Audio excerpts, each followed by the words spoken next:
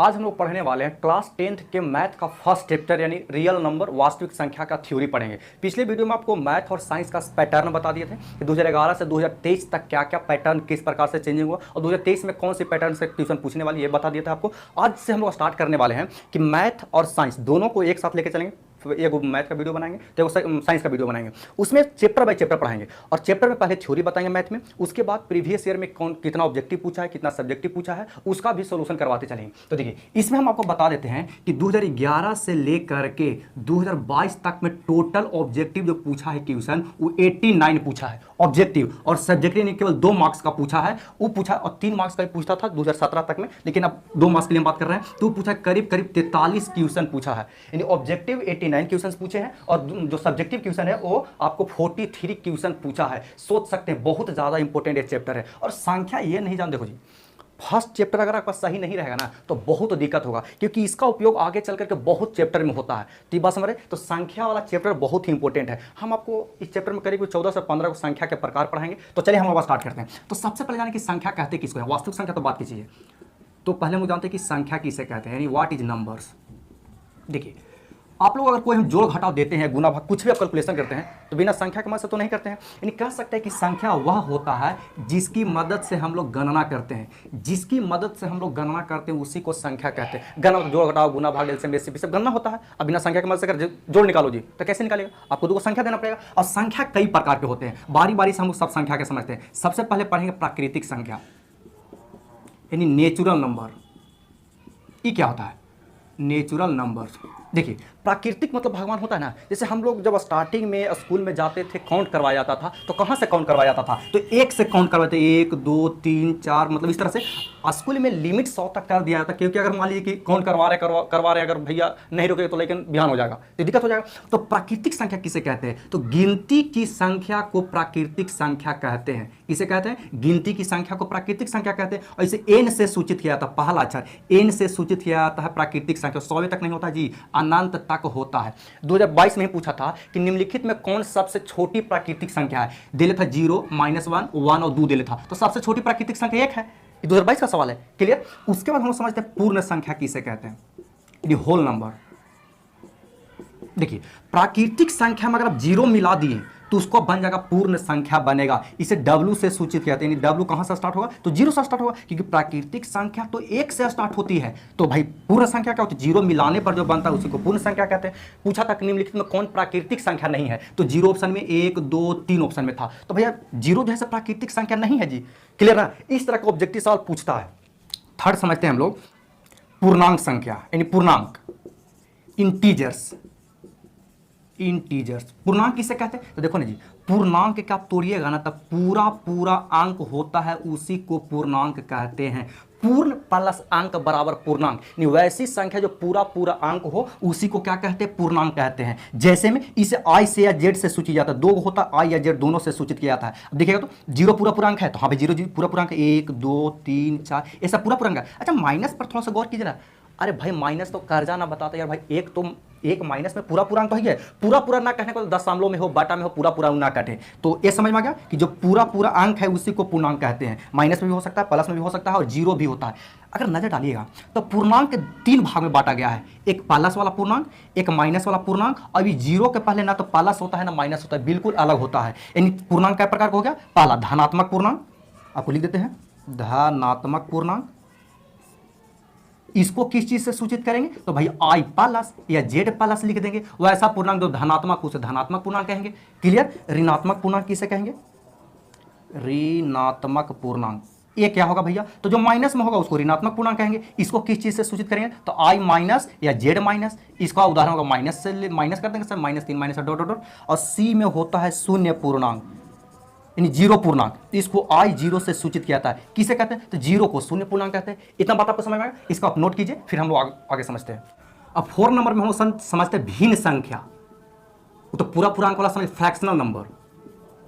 Fractional number देखिए अभी हमने समझा पूर्णांक जो पूरा पूरा अंक होता है, तो भिन्न संख्या किसे कहते हैं, तो वैसी संख्या जो पूरा पूरा अंक ना होगा, यानी पूर्णांक का ही दुश्मन है, क्लियर ना। जैसे में क्या हो जाएगा भाई, इसका कोई डू नोट नहीं होता है, 2/3 1/4, 0.4, 2.3, ये सब पूर्णांक संख्या, सॉरी भिन्न संख्या, फ्रैक्शनल नंबर है। क्लियर? इसको भिन्न संख्या को अंश बटा हर भी लिख सकते हैं, क्योंकि हमेशा ही बटा में ही आएगा, दशमलव में आएगा तो बटा में आएगा जरूर। ठीक है, उसके बाद 5 समझते हैं, सम संख्या यानी इवन नंबर। इवन नंबर किसे कहते हैं? वैसी संख्या जो 2 से पूरा पूरा विभाजित हो जाता है उसी को सम संख्या कहते हैं। बहुत लेकिन सम और विषम और भाज्य और अभाज्य संख्या में कंफ्यूजन होता है। देखिए, सम और विषम संख्या जो है ना यार, वो 2 से डिफाइन किया गया है। विषम यानी ओड नंबर, इसको केवल 2 से नजर डालना है और किसी के बारे में सोचना ही नहीं। जो 2 से विभाजित हो जाएगा उसको सम संख्या कहेंगे, और जो 2 से विभाजित नहीं है उसे विषम संख्या कहते हैं। भाज्य और अभाज्य तो 2 भी नहीं करता यार, वो 2 से विभाजित कयो से विभाजित लेकर चला जाता है। तो कंफ्यूजन को आप दूर रखिएगा। जैसे में क्या होगा, तो 2 जीरो भी सम संख्या, तो 0 2 4 6 डॉट डॉट डॉट। एक बार क्वेश्चन है, कई बार ऑब्जेक्टिव में पूछा है, जैसे x में 2 से गुना कर रहे हैं तो हमेशा के लिए सम संख्या हो जाएगा, क्योंकि x का मान 1 रखिए, 2 रखिए, 3 रखिए, तो 2 से गुना करने के बाद तो समय संख्या आएगा। तो पूछा था कि निम्नलिखित में कौन सम संख्या को डिनोट करते हैं, तो x के जगह पर p q कुछ हो दे देता है। देखो जी, अगर ए बी सी डी के कोई अक्षर में 2 से 4 से 6 से 8 से 10 से गुना कर दीजिएगा तो सम संख्या हो जाएगा। 4q 6q ये सब सम संख्या है। अगर इसी में सम संख्या में विषम चाहे जोड़ दीजिए चाहे घटा दीजिए, कोई भी विषम संख्या जोड़ दीजिए घटा दीजिए, ये हो जाएगा विषम संख्या हो जाती है। 1 नंबर में बहुत बार पूछा है, ये बात का ध्यान रखिएगा। और आपको सब्जेक्टिव भी क्वेश्चन ऐसे आता है कि 3 लगातार सम संख्याओं का योगफल देता था, पूछता है कि तीनों संख्या बताइए। अरे भैया, पहला आप अगर x मान लीजिए कि एक सम संख्या है, x एक सम संख्या है, तो एक बाद आने वाली, तो देखिए ना, अगर कोई भी आप सम संख्या उठाइए तो सब तो 2 बढ़ रहा है यार, 2 बढ़ रहा है, तो हम भी इसके आगे वाला 2 बढ़ा देंगे तो x + 2 हो जाएगा, x + 4 हो जाएगा, x + 6 हो जाएगा, जय को कहेगा तय को हम लोग ले लेंगे। तो सम संख्या 2 बढ़ता है, ये बात ध्यान देना है। विषम संख्या किसे कहते हैं? तो जो 2 से विभाजित नहीं लगता है, जैसे 1 3 5 7 डॉट डॉट डॉट 9 11 13 इस तरह से होगा। अब देखिए ना, विषम संख्या भी 2 बढ़ रहा है यार, विषम संख्या भी 2 बढ़ रहा है, मतलब इसमें अगर x विषम संख्या है, x पर डिपेंड करेगा, तो निश्चित तौर पर x + 2 भी विषम होगा, x + 4 भी विषम होगा, x + 6 भी विषम होगा, डॉट डॉट डॉट। ये डिपेंड करेगा x पर। आप कहिए कि x + 2 भी विषम में ले रहे हैं, x + 2 सम में भी ले रहे हैं। अरे भैया, x डिपेंड कर रहा है, x पर डिपेंड कर रहा है, x जैसा होगा उस हिसाब से आएगा, क्योंकि सम भी 2 बढ़ता है, विषम भी 2 बढ़ता है। ये बात आपको क्लियर हो गया? ये बात ध्यान रखना है, ये 1 नंबर बहुत पूछता है, बार बार बात को बोल रहे हैं, इतना क्लियर? अब देखिए, 7वां हम लोग समझते हैं अभाज्य संख्या, अभाज्य या रूढ़ संख्या। देखिए, प्राइम नंबर, ये क्या होता है? अब गौर से सुनिएगा। वैसी संख्या जो केवल एक और अपने से लगे उसी को कहते हैं अभाज्य या रूढ़ संख्या। जो एक से लगेगा और अपने से खाली लगेगा, मतलब 2 गो। जैसे मान लीजिए आपको किसी दोस्त की मदद चाहिए, तू बोलेगा भैया कुछ खिलाएगा, पार्टी खर्चा उर्चा करेगा, तब तो कहेगा कि ठीक है तुमको समोसा खिलाएंगे, तो समोसा बोले भाई हम 2 गो जरूर खाएंगे। तो केवल 2 गो से लगना चाहिए, एक से और अपने से, उसके अलावा थर्ड का कोई ऑप्शन नहीं है। जैसे आप देखिए उदाहरण में 2, ये 1 से लगेगा ना तो 2 से लगेगा। अब लोग 1 बोलेगा, 1 ना तो अभाज्य संख्या है ना भाज्य संख्या है, ये केवल 1 गो से लगवे करता है, और 1 गो से लगने के लिए कोई भाज्य अभाज्य संख्या में जगह नहीं है। वो कहता है कम से कम 2 गो, अगर 2 गो से लगा तो अभाज्य संख्या, और 2 से ज्यादा से लगा तो भाज्य संख्या होगा, जो आपको आगे बताएं। तो 1 तो आएगा नहीं, 1 ना तो एक बार पूछा था 2017 में पूछा था कि निम्नलिखित में कौन है ना तो भाज्य है ना अभाज्य है, तो भैया वो होता ऑप्शन में था 1 आंसर होगा। बात समझ रहा? तो 2 हो गया आपको अभाज्य संख्या, 3 5 7 9 नहीं 11 13 15 नहीं होगा, 17 19 23 इस तरह से। अब इसमें ट्यूशन कैसे कैसे पूछा था, आप यहाँ इतना दूर तक ट्यूशन लिखे ना उदाहरण, इसमें आपको एक गो सम संख्या दिख रहा होगा। तो एक बार पूछा था ना कि निम्नलिखित में कौन सम अभाज्य संख्या है, मतलब सम भी है, मतलब 2 से भी लग रहा है, और अभाज्य संख्या मतलब खाली 1 और अपने से लग रहा है, तो 2 ऑप्शन होगा। क्लियर? और सबसे छोटी अभाज्य संख्या क्या होगा? तो 2 होगा। सबसे छोटी विषम अभाज्य संख्या 3 होगा, क्योंकि इन सब के सब विषम आ रहा है, इधर सम अभी नहीं करता। सम एक लौतवा है, खाली 2 ही है जो सम है, बाकी सब के सब विषम है। इतना बात समझ में आ गया? तो ध्यान, 2 छोटी अभाज्य संख्या है और 2 सम अभाज्य संख्या है, और सबसे छोटी विषम अभाज्य संख्या 3 है। क्लियर हो गया इतना? अब 1 नंबर में समझते हैं भाज्य संख्या, भाज्य या संयुक्त संख्या। 2022 में पूछा है कि निम्नलिखित में कौन संयुक्त संख्या है। आप लोग सोच रहे संयुक्त संख्या कहां से आता है? अरे भैया, तो भाज्य कोई संयुक्त संख्या यानी कंपोजिट नंबर, कंपोजिट नंबर ये किसे कहते हैं? तो जो एक और अपने के अलावा कोई और संख्या से भाग अगर लग गया तब उसे भाज्य या संयुक्त संख्या कहेंगे। एक से लगे, अपने से लगे और कोई और से लग जाए तो उसको भाज्य, और जो खाली एक और अपने से लगे उसको अभाज्य बोलेंगे। ठीक है, जैसे उदाहरण देखिए 4 6 8 9 10 12 14 15 16 17 नहीं 18 हो जाएगा, 20 हो जाएगा, 21 हो जाएगा, 22 हो जाएगा, इस तरह से डॉट डॉट डॉट। अब देखिए गौर कीजिए कि 4 जो है एक से तो लगे रहा है, 2 से तो लगे अपने आप मतलब 4 से लगे रहा है, और एक और अलग 2 से लग गया। 6 के भी देखिए 1 से लग रहा है, 6 से लग रहा है, 2 से भी लग रहा है, 3 से भी लग रहा है। तो कोई भी भैया मतलब 2 गो संख्या से खाली लगेगा तो हो जाएगा अभाज्य संख्या, और 2 गो से ज्यादा से लगेगा तो होगा भाज्य या संयुक्त संख्या। इतना क्लियर हुआ यार?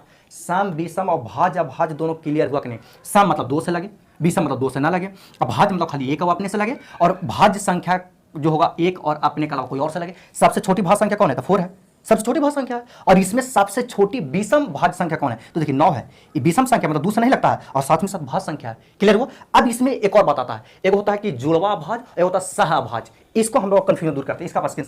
अब हम लोग 9वां नंबर समझते हैं, जुड़वा भाज्य। जुड़वा अभाज्य संख्या यानी को प्राइम नंबर, को प्राइम नंबर। ध्यान दो ना यार, जुड़वा अभाज्य ये क्या होता है यार?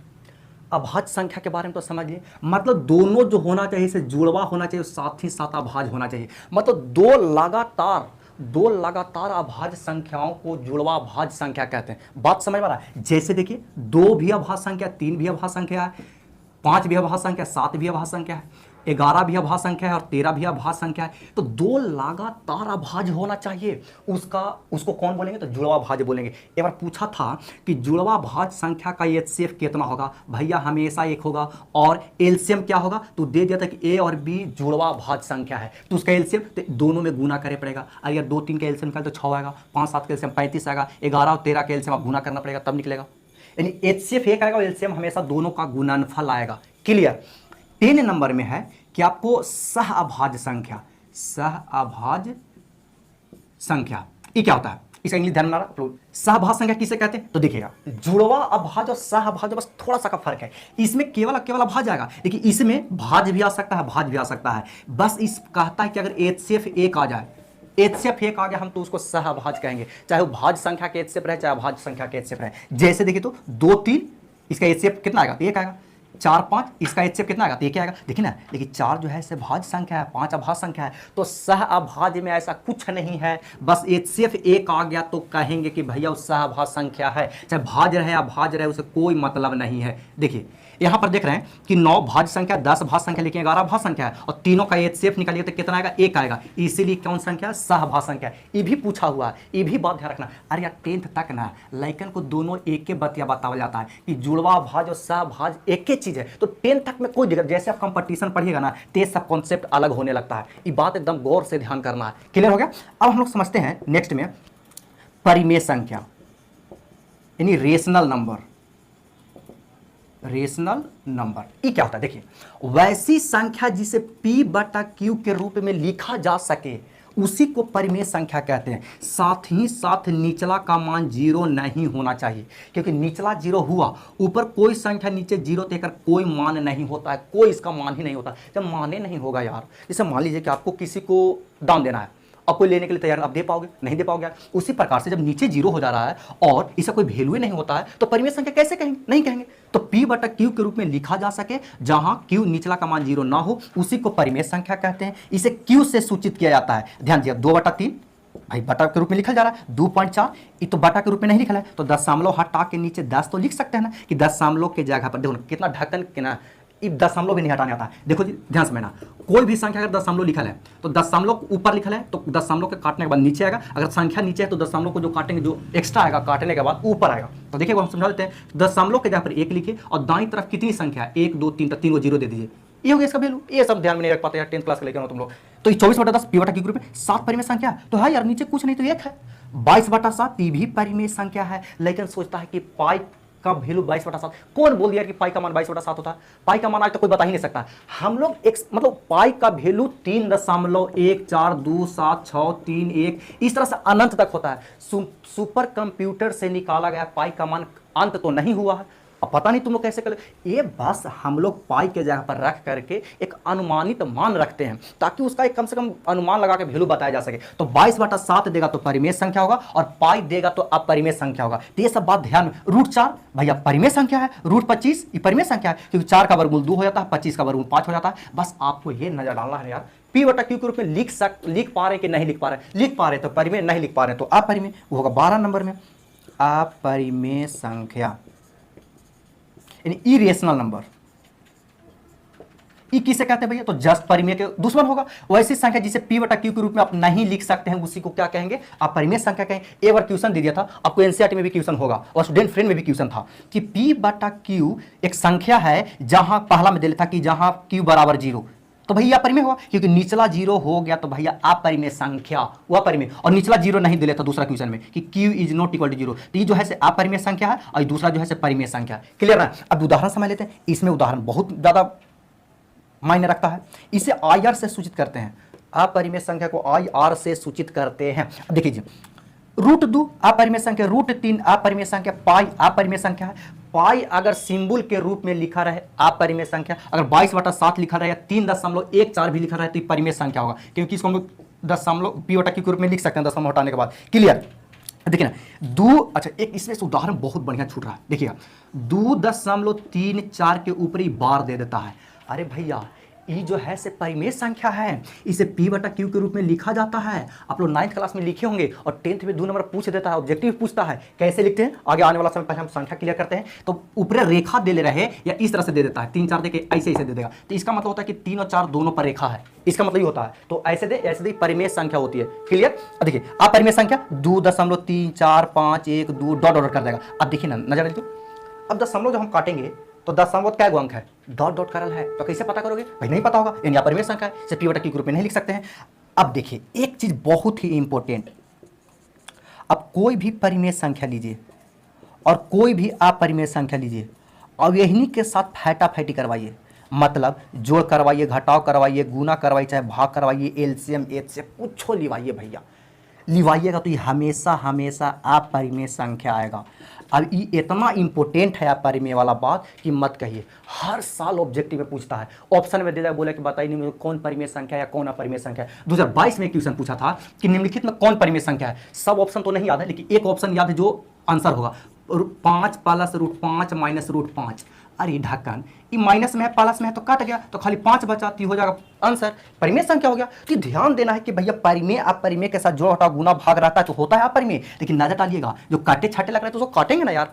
अपरिमेय समझ में आ गया? आप इसका स्क्रीनशॉट लीजिए, फिर और आगे समझते हैं। अब 12 नंबर समझते हैं। देखिए परिमेय अपरिमेय तो क्लियर हो गया। अब हम समझते हैं वास्तविक संख्या, जो चैप्टर का नाम है मेरा, वास्तविक संख्या यानी रियल नंबर। रियल नंबर किसे कहते हैं? तो देखिए ध्यान से, परिमेय और अपरिमेय संख्या अगर आप मतलब साथ साथ मिलल है या अलगे अलगे है। जैसे मान लीजिए कि कोई आदमी पागल हो गया है, ठीक है, पूरी तरह उसका ब्रेन डेड हो गया है, मतलब उसको कुछ भी पता नहीं चलता है, लेकिन उसको आदमी तो कहेंगे यार अरे पागल है, एक अलग चीज़ है, उसको आदमी कहेंगे कि ना कहेंगे? बिल्कुल कहेंगे।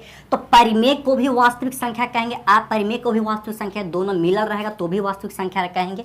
इतना बस में मतलब जोड़ घटाव गुना भाग में, मिलल कहने का मतलब जोड़ घटाव गुना भाग में। तो परिमेय एवं अपरिमेय संख्याओं के सम्मिलित रूप को वास्तविक संख्या कहते हैं। इसे R से सूचित किया जाता है। जैसे 2 भैया परिमेय संख्या तो वास्तविक संख्या भी है, 2 + √3 ये मिला जुला के अपरिमेय हो गया तो वास्तविक संख्या है। 4/3 ये भी है परिमेय तो ये वास्तविक संख्या हो जाएगा। 2 - √3/5 ये है अपरिमेय संख्या तो ये वास्तविक संख्या हो जाएगा। क्लियर? अब आता है इसका दुश्मन काल्पनिक संख्या। काल्पनिक संख्या किसे कहते हैं? Imaginary number. देखिए जी, अब काल्पनिक यानी कल्पना करना। काल्पनिक का मतलब क्या होता है कि आप कल्पना कीजिए, यानी कोई संख्या नहीं होगा, बस हम कल्पना करेंगे। तो वैसी संख्या जिसका कोई वास्तविक मान नहीं होता है बल्कि उसका केवल हम लोग कल्पना करते हैं। जैसे में अब देखो जी, रूट के अंदर जहां माइनस में आया सब के सब काल्पनिक संख्या होता है। अब बड़ी लेकिन यहाँ क्या अटकता है कि √4 तो भैया वास्तविक संख्या हो कि इसका वर्गमूल निकल जाए? नहीं जी, देखिए अब ध्यान से, -4 है ना, इसको लिखिए 4 गुने -1। अब 4 का वर्गमूल तो निकल जाएगा, लेकिन 1 का वर्गमूल निकलेगा नहीं, क्योंकि माइनस माइनस 2 और रहेगा तब ना जाके एगो माइनस वर्गमूल में होगा। तो भैया ऐसा कभी मत सोचिए कि इसका मान -2, लेकिन सोच लेता है कि -2 आएगा, नहीं, गलत बात है। ये -4 भी काल्पनिक संख्या है। इतना क्लियर हो गया। देखिए इस वीडियो में आपको जितनी संख्याएं थी सब हम आपको क्लियर करवा दिए। अगला वीडियो में जितना इसमें बचा हुआ थ्योरी है सब कंप्लीट करा देंगे। तब तक आप लोग संख्या को कंप्लीट रखिएगा, क्योंकि बहुत ज़्यादा इंपॉर्टेंट है।